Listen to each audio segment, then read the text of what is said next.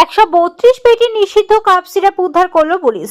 গোপন সূত্রে খবর পেয়ে শুক্রবার রাতে ফালাকাটা থানার পুলিশ কোচবিহারের কোতোয়ালি থানার পুলিশকে নিয়ে শহরের ভবানীগঞ্জ বাজার এলাকায় এক পাইকারি ওষুধের দোকানে অভিযান চালালে বিপুল পরিমাণ নিষিদ্ধ কাপ সিরাপ উদ্ধার করা হয়।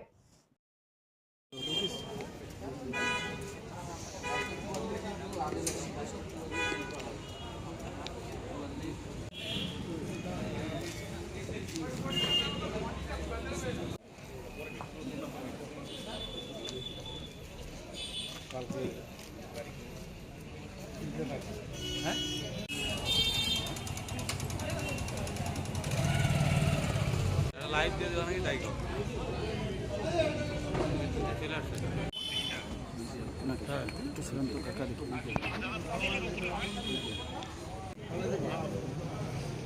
पीछे पीछे ने